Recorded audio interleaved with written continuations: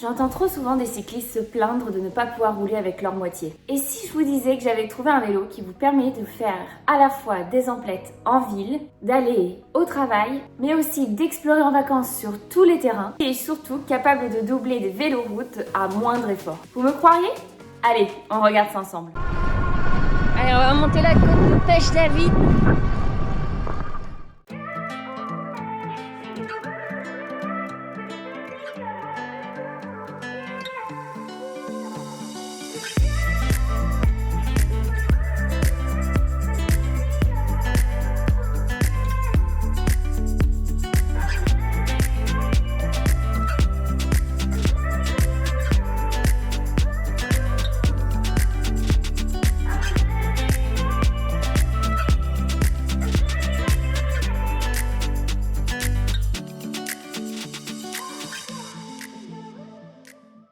Et oui, j'ai reçu de la part de Mokwill leur tout dernier modèle, le Scoria 2.0, qui est un fight bike, un style de vélo pas encore très connu en France et qui est assez drôle avec son style unique. J'ai un peu l'impression d'être une américaine avec ce vélo et pour cause, Mokwill est une marque basée en Californie. Donc un fight bike est un vélo tout terrain qui est équipé de pneus très larges,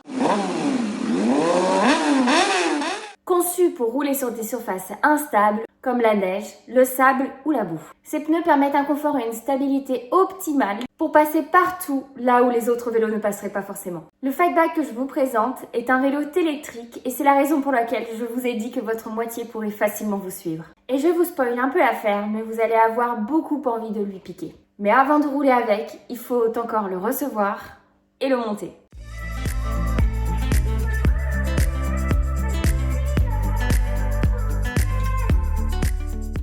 Il m'aura fallu patienter seulement quelques jours pour pouvoir recevoir cet énorme carton à domicile. Une livraison donc très rapide et de qualité avec un carton arrivé en très bon état. Mais Mokwill ne s'arrête pas là puisqu'il l'emballe extrêmement bien. Effectivement, ça a été une surprise pour moi au moment du déballage. J'ai mis énormément de temps à pouvoir ouvrir le carton. Il était tellement solidement attaché avec des agrafes et de la colle que ça a été très compliqué pour moi. Ça a été une vraie séance de sport pendant 30 minutes juste pour pouvoir ouvrir le carton.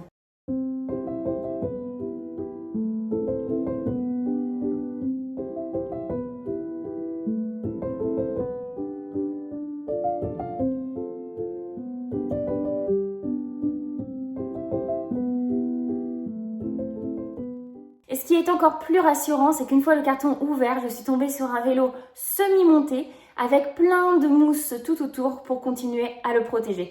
Donc ça, encore une fois, c'est plutôt rassurant. Au premier abord, j'avoue que j'avais un petit peu peur lorsque j'ai ouvert le carton de devoir monter certaines pièces pour pouvoir l'utiliser. J'aurais aimé le recevoir complètement monté, mais finalement, la notice est tellement claire, elle est disponible en français.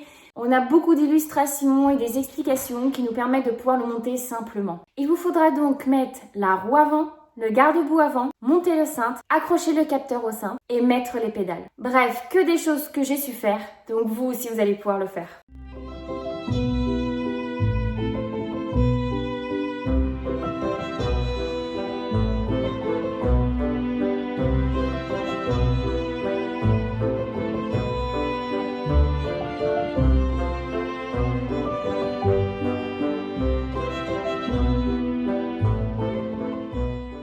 Et maintenant que le vélo est monté, je le recharge comme il faut, car demain, une grosse sortie test l'attend.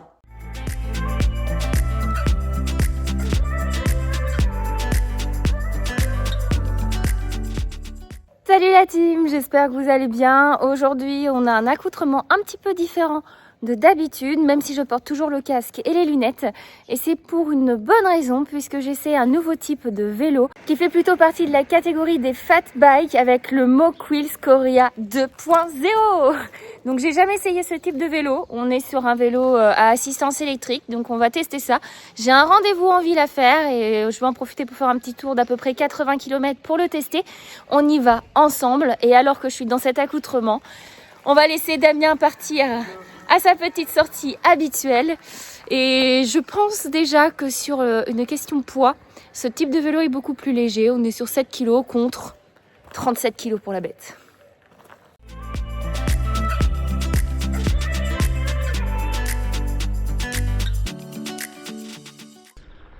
Allez, ouf. On va rigoler. C'est parti. Du coup, si je veux mettre assistance 1. Assistance 1, comme ça on va tester un petit peu. Allez, c'est parti. Oh putain. Mais ça accélère bien. Et ça va jusqu'à 5 là. Non, ça va vachement vite en fait. Alors ça c'est pour plus facile. Oh la vache. Je vais rattraper Damien. Ouais, ça y est, je suis déjà à fond.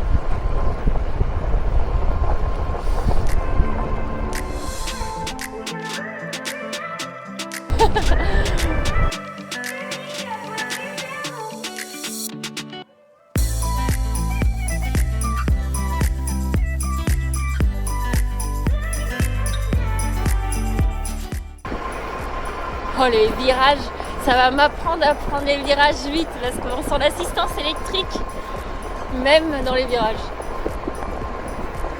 Alors par contre, quand on est habitué à rouler à 30 de moyenne, se retrouver bridé avec autant de facilité à 25 km/h, ça fait vraiment bizarre.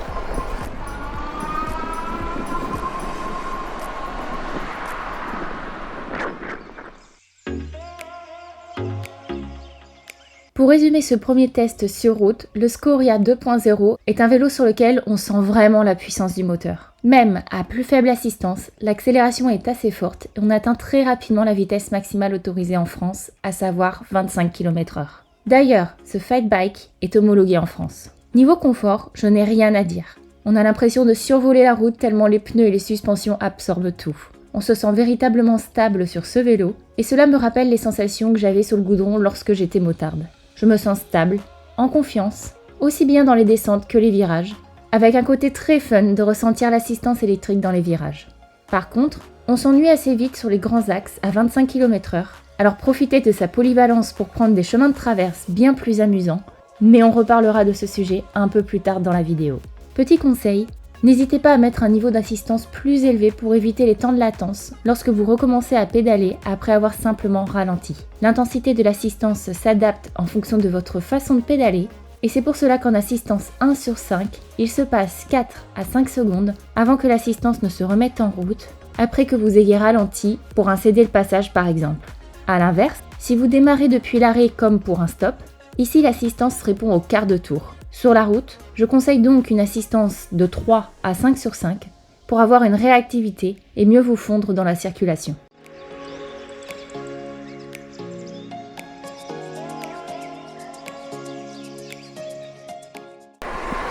Allez, on va tester le tout-terrain.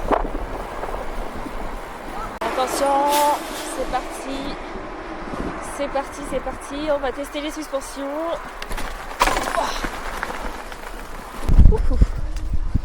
C'est dégueulasse.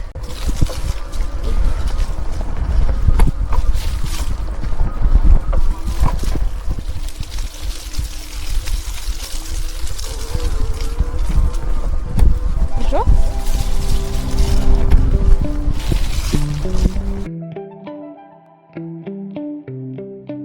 J'avoue là c'est bien gras. Oh punaise. J'ai l'impression de faire du... Oh punaise. Du cyclocross. Oh, j'ai des baskets blanches. Oh, j'ai l'impression de faire du cyclocross mais avec une assistance. Et du coup c'est horrible. Parce que j'ai l'impression de ne pas maîtriser le truc. Oh, il accélère vite hein, même pour une première vitesse.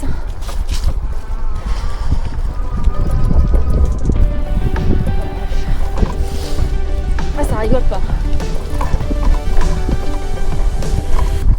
On entend un peu la béquille qui saute.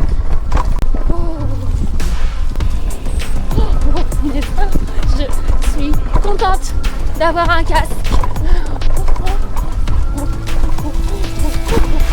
Oh, dans quoi je me suis embarquée. Ça va être long. Sur de la terre sèche, ok. Oh punaise. Autant 37 kilos. Sur un terrain mouillé. Quand ça part un tout petit peu, on le sent tout de suite. Et ce qui est dommage, c'est que là, même à 10 km/h en faisant de l'équilibre, Et bah du coup il n'y a pas l'assistance, c'est un peu tout ou rien, soit je suis à 10 et c'est mes jambes et vu le poids on le sent bien, soit tout de suite il nous met à 20 km/h. Et 20 km/h sur ce terrain là c'est un petit peu plus effrayant.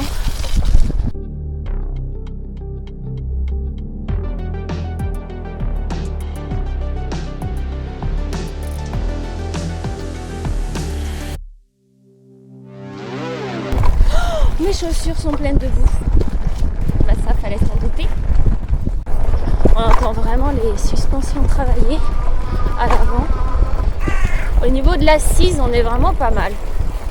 Honnêtement. J'avais un peu peur parce que la selle est tellement grosse.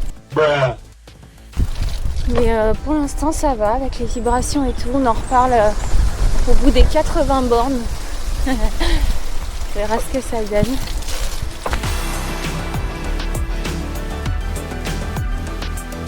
Ah voilà, sur les cailloux c'est beaucoup mieux.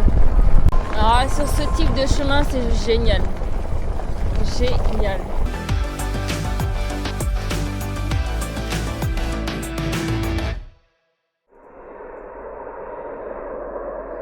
Ils font faire les acrobates un peu quand même. Hein.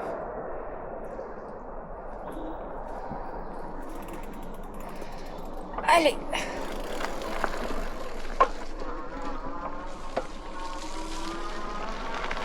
Bilan du test sur la boue. À vouloir être bon dans tout, on est excellent dans rien. Vous ne remplacerez pas votre cyclocross ou votre VTT par un fat bike. Sur temps sec, c'est un pur régal, car on peut prendre pas mal de vitesse sans sentir les secousses, puisque les pneus et les suspensions réalisent parfaitement leur travail. Mais dès que l'on est sur de la boue glissante, le vélo devient difficile à maîtriser de par son poids, d'autant plus que ce vélo n'est visiblement pas fait pour rouler en dessous de 10-15 km/h et que le moteur a tendance à nous faire monter facilement à 20 km/h et plus, même en assistance 1/5. Les pneus adhèrent bien, à l'exception de la boue glissante où à mon sens, les pneus ne sont pas assez crantés. Le terrain accidenté m'a aussi permis de voir que la selle est confortable et je reste parfaitement en place dessus grâce à sa matière antidérapante. Vous aimerez donc l'utiliser sur vos chemins de vacances avec le soleil, mais qu'en est-il des voies vertes ?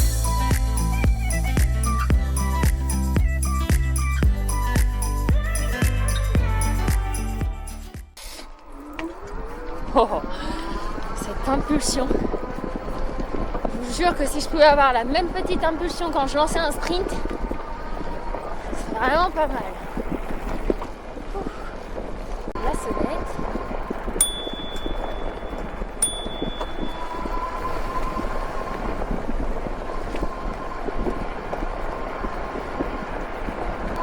Par contre c'est incroyable, sur ce type de route là, c'est top. Rien à dire, ce vélo est idéal pour ce genre de terrain. Ça roule vite, c'est confortable, facile à manier, bien stable, au point que j'en lâche facilement les mains. Un seul défaut, son gabarit. Sur les petites voies vertes, il faudra faire attention lorsque vous croisez des gens, car on prend beaucoup de place. Parfois, les voies vertes demandent de passer quelques marches ou trottoirs, et donc, ce vélo de 37 kg vous obligera à descendre pour pouvoir passer ce type d'obstacle. De même, certaines pistes cyclables ont des barrières pour empêcher le moto de passer. Ce vélo pourra donc vous empêcher de passer en vue de son gabarit et vous devrez alors faire un petit détour. Dernière partie à tester, les pavés. Comme sur les graviers, le Scoria 2.0 est vraiment très agréable à rouler sur ce type de terrain. Dans les rues piétonnes ou les routes de centre-ville, personne ne parviendra à vous suivre tellement il est facile et agréable de circuler. J'ai donc pu tester tous les types de terrains à l'exception de la neige, sur lequel, a priori, les fight bikes sont également adaptés. N'hésitez pas à me dire en commentaire si vous avez déjà testé ce type de vélo sur la neige. Il est désormais temps de faire un arrêt pour faire un point technique sur ce vélo.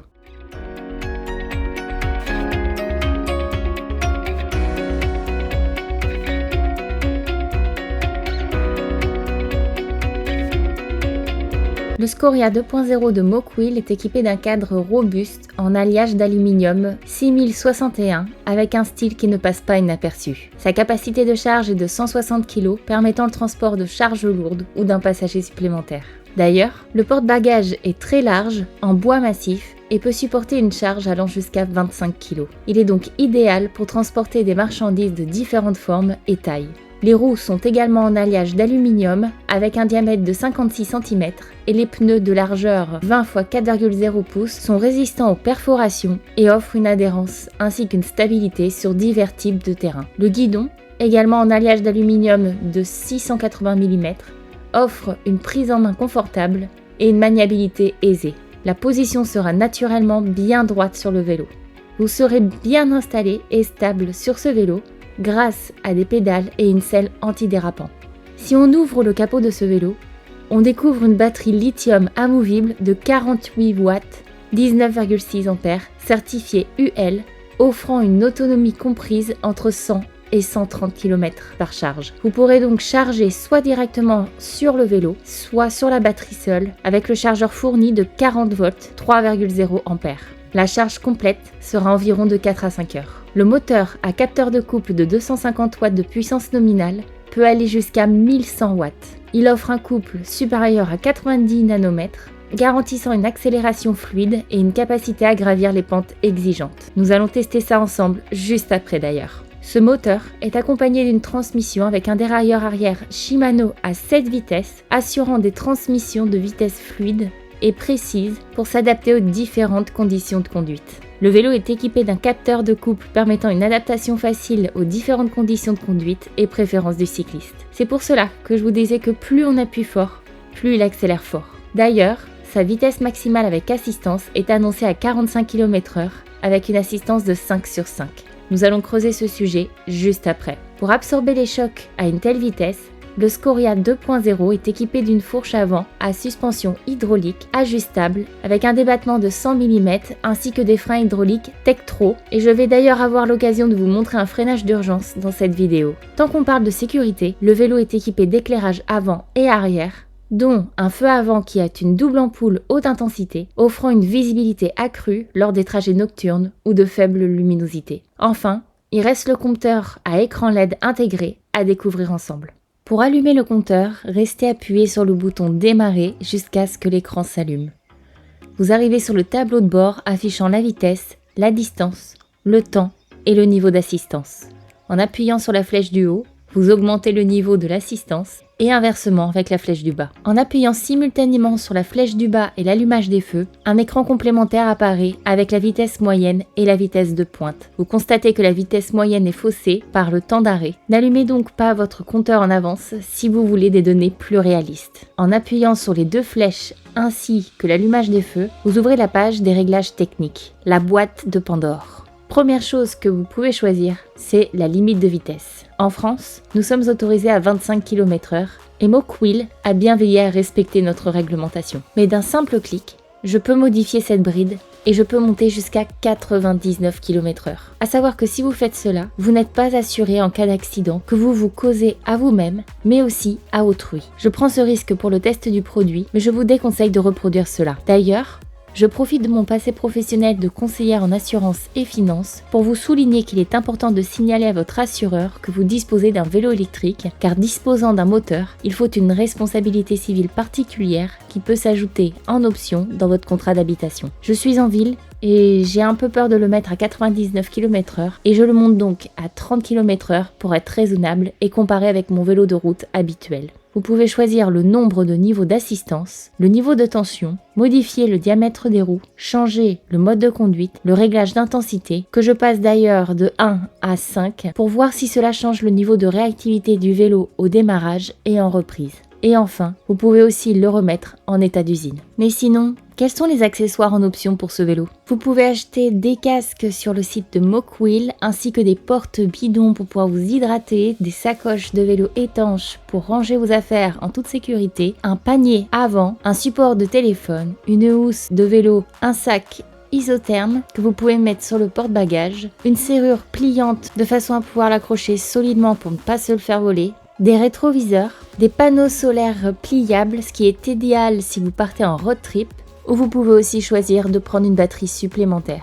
Vous avez aussi un ondulateur qui vous permet de le brancher sur le vélo et de pouvoir recharger vos téléphones portables par exemple, avec sa valise pour pouvoir le ranger soigneusement. Vous pouvez aussi avoir un sac de coffre pour vélo et bien sûr un porte-bébé. Dernière étape du test avant de tirer des conclusions. On va pousser le vélo dans ses retranchements et voir ce qu'il a dans le ventre. Aussi bien en termes de vitesse qu'en termes d'autonomie ou de qualité de freinage. Première étape, la vitesse. Allez, on va monter la côte de Pêche-la-Vie.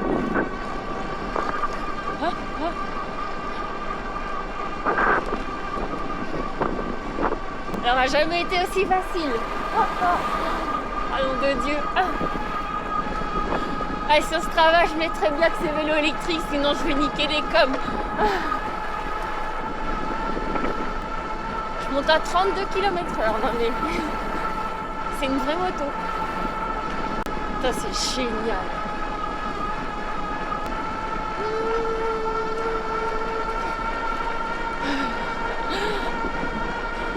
Test avec une bride à 30 km/h largement remporté malgré le dénivelé. Le moteur ne montre aucun signe de faiblesse. Mais qu'en est-il si j'augmente encore la vitesse maximale informatiquement? Bon, on va essayer un truc.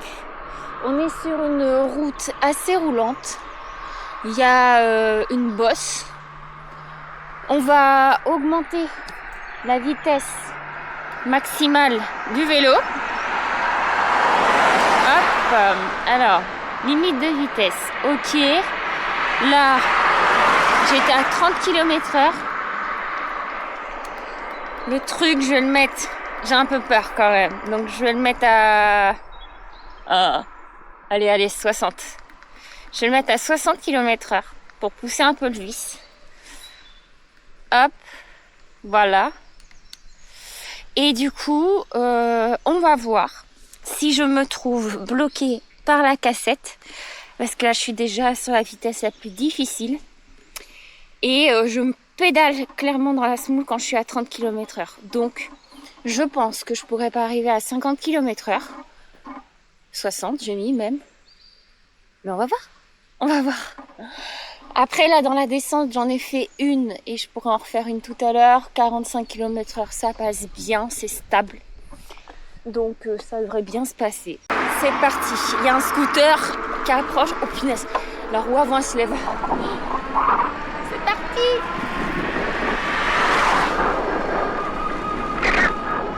Alors, 30 km/h, oui. Je suis à 5 sur 5.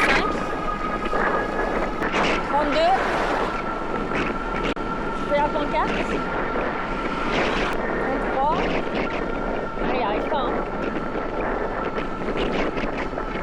En fait, comme je pédale dans la semoule, le truc au-delà de 33, il arrive plus. Même si on pousse le truc à fond.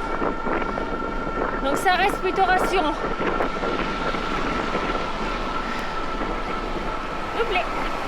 Conclusion du test de vitesse. Le moteur est capable d'aller très vite, mais puisqu'il s'adapte à la puissance que vous mettez dans vos jambes et que la cassette n'est pas adaptée pour aller aussi vite, vous allez vous retrouver à devoir tourner les jambes très vite et sans pouvoir appuyer fort. Le moteur va donc naturellement se stabiliser autour de 35 km/h et je trouve cela rassurant car cela correspond à une vitesse de véloroute. Et je pense donc même qu'avec Damien, et je vous suggère de faire de même avec votre moitié, nous ferons probablement du derrière moto avec ce vélo. Car dans les bosses, un cycliste sur route devra faire beaucoup d'efforts pour essayer de suivre et de s'abriter derrière ce fat bike. Mais l'avantage est qu'il n'y a pas de pot d'échappement. Dans notre cas, en plus d'être un moyen de transport au quotidien pour éviter de prendre sa voiture, ce fat bike sera donc également notre outil d'entraînement.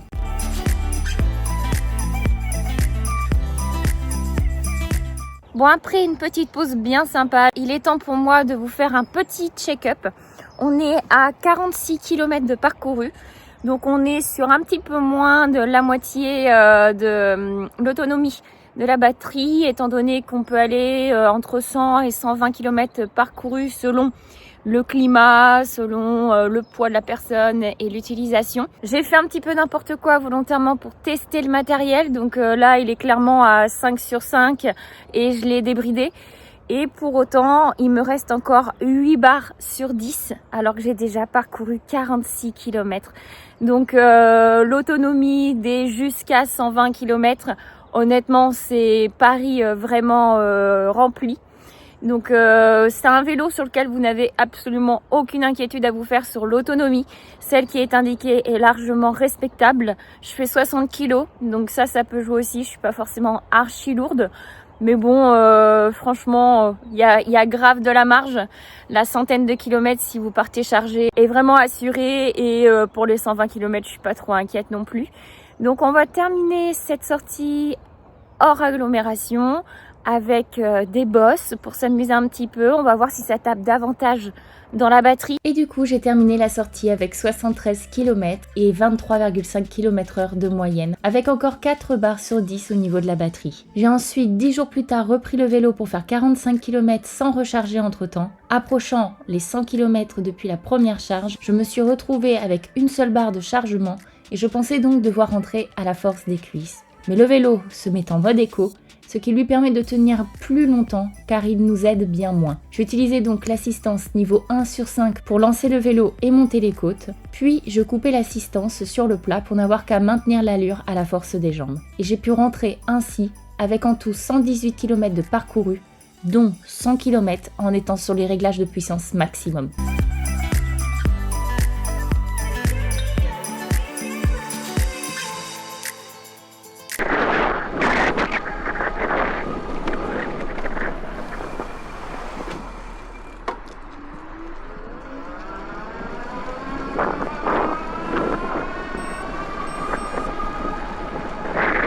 Pour conclure, voici les avantages que j'ai trouvés sur le Scoria 2.0 de chez Mokwill.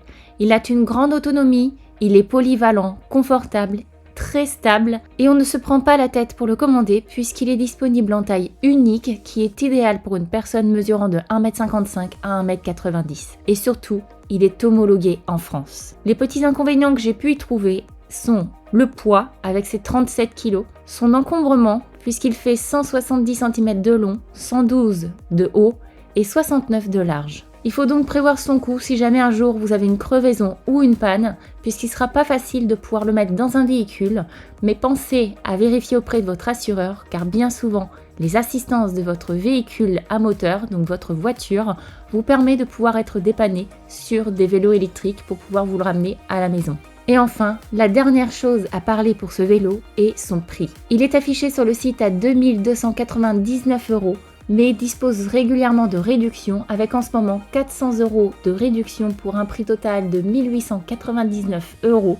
Et n'oubliez pas, je vous mets un lien en description avec le code promo CAMW50 qui vous permettra d'avoir 50 € de réduction supplémentaire et qui vous permettra ainsi de pouvoir vous acheter un accessoire pour le vélo ou pour vous, comme par exemple un casque. Dans tous les cas, merci d'avoir visionné cette vidéo. N'hésitez pas à laisser un commentaire pour dire ce que vous pensez de ce modèle. Et je vous dis à très bientôt dans une prochaine vidéo où cette fois-ci on va être focus sur nos objectifs avec la préparation en stage en Espagne pour pouvoir performer au grand fond d'eau.